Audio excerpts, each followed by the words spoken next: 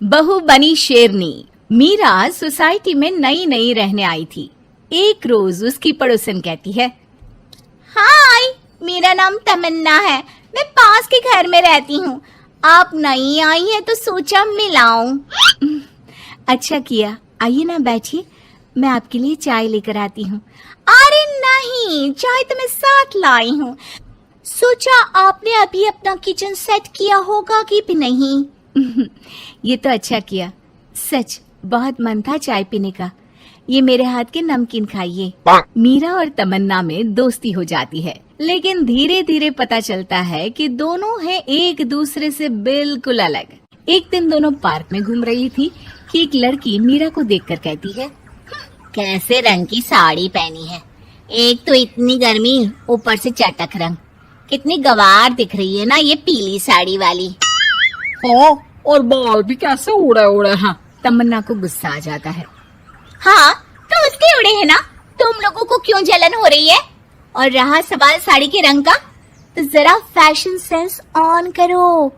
इस समर ये रंग ऑन फैशन है, समझी? वो दोनों लड़कियां तमन्ना से लड़ने आ जाती हैं कि अरे छोड़ ना, जी रहने दीजिए। हाँ, सही कह रही हैं, खराबी तो है मेरे बाल और साड़ी, आप प्लीज जाइए यहाँ से। अरे क्यों इतना स्वीट बनती है तू सबसे? हर किसी को जवाब दिया करना। अरे क्या करना है, वो बुरा बोल रहे हैं तो अपना मुंह भी खराब कर ले क्या? ऐसा नहीं होता है, किसी की बुरी बात सुनने का मतलब है कि वो लोग सही बोल रहे थे। अरे किसी के बोलने से क्या होता है, हम क्यों अपना मुंह खराब करें? खैर, मीरा शांति से रहती, बच्चों को देखती खिलाती। उसका पति काम के सिलसिले से हमेशा बाहर ही रहता था, तो वो कोशिश करती कि उसके बच्चों को किसी भी चीज की कमी ना हो। एक रोज सास कहती है, अरे सारा दिन बच्चों में लगी रहती है। पता है बेटा यहाँ नहीं रहता मेरा, लेकिन मजाल है कि ये मेरा ख्याल रख ले।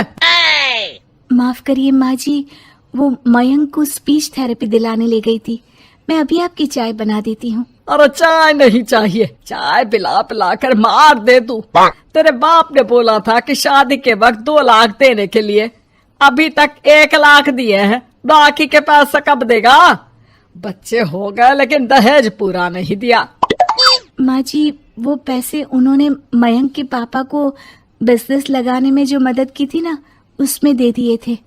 अरे वाह जी वाह, उसमें तो देना ही पड़ेगा ना, वो तो अलग से पैसे थे। तू रोज खाती है पीती है, उसके पैसे कहाँ से आएंगे? और ये तेरे बच्चे। तभी मीरा को गुस्सा आ जाता है। वो सास को आंख दिखाती है और सास कुछ सोचकर वहां से निकल जाती है। तभी वहां मीरा की दोस्त आ जाती है। क्या कह रही थी? कौन से पैसे ले लिए तेरे पापा ने? मीरा मुस्कुरा देती है। अरे वो पुराने लोग हैं ना, अपने तरीके से सोचते समझते हैं, छोड़ ना। और बता कैसे आना हुआ? अरे तेरा कुछ नहीं हो सकता, मेरी सास होती ना तो ऐसा मुंह तोड़ जवाब देती कि देखती ही रह जाती। मीरा मुस्कुरा देती है। मीरा सारा दिन घर का काम करती, शाम को तमन्ना के साथ अपने बच्चों को लेकर पार्क में जाती, जहां दोनों के बच्चे मिलजुल कर खेलते। अच्छा तमन्ना, मैं कुछ दिन बिजी रहूंगी, हस्बैंड आ रहे हैं ना, तो अगर मैं ना आ सकूं तो तुम आ जाना बिना कुछ सोचे। मीरा घर आ जाती है, जहां पति पहले से ही मौजूद होता है। तो मोहतरमा, वक्त मिल गया पति के लिए? अरे आप तो कल आने वाले थे ना? हाँ, लेकिन सरप्राइज देने की सोचा तुमको। कहाँ गए थे बच्चों के साथ? अरे बस पार्क तक गई थी, बच्चों को खिलाने के लिए। वैसे अगर आपने सरप्राइज नहीं दिया होता तो मैं कुछ स्पेशल बनाती आपके लिए। अरे तुम्हारे हाथ की तो सिंपल दाल भी स्पेशल होती है। कुछ भी बना लो मीरा। मीरा का पति उससे बहुत प्यार करता था, वो उसे समझता था, लेकिन कभी कभी उस पर गुस्सा भी हो जाता था। अरे घर पर कोई है? कहाँ है मीरा? तभी तमन्ना के कान में मीरा के पति की आवाज आती है। यार बच्चे बच्चे, हमेशा तुम्हारा ध्यान बच्चों पर रहता है। चलो ठीक भी है, लेकिन मेरा भी तो सोचो। तुम्हें कौन सी शर्ट साफ करने को कहा था और तुमने कौन सी कर दी? यार पता नहीं ध्यान कहाँ रहता है तुम्हारा। जरा सी भी स्मार्टनेस नाम की चीज नहीं है, न बोलना आता है न समझना। मुझे आपने सफेद शर्ट साफ करने को कहा था, ये सफेद ही तो है। अरे पागल औरत, मुंह से सफेद निकल गया होगा, ये नीली करनी थी। लेकिन तुम खुद की अकल लगाओ तब ना पता चले कि कौन सी करनी है।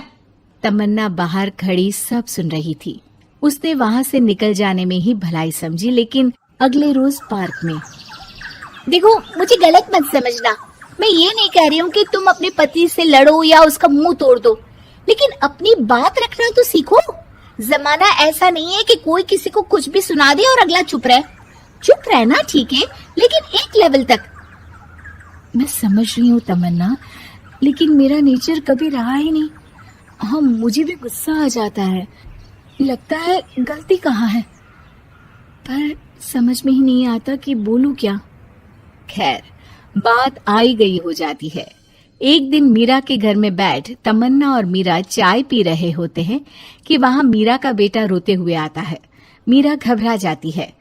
क्या हुआ बेटा? बेटे का रो रो कर बुरा हाल होता है, वो सिसकियां भर रहा होता है। क्या हुआ बेटा, कुछ तो बताओ। तभी पीछे से मीरा की बेटी भी आ जाती है।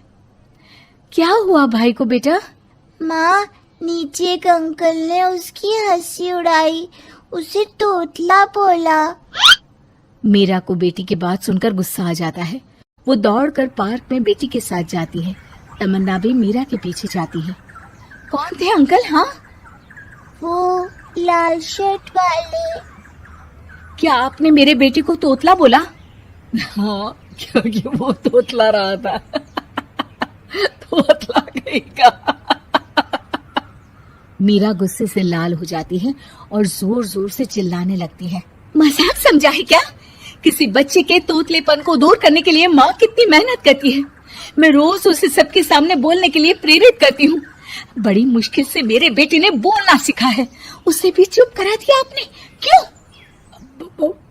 मुझे माफ कर दीजिए। आपका बच्चा होता तो क्या उसका भी आप ऐसे ही मजाक उड़ाते?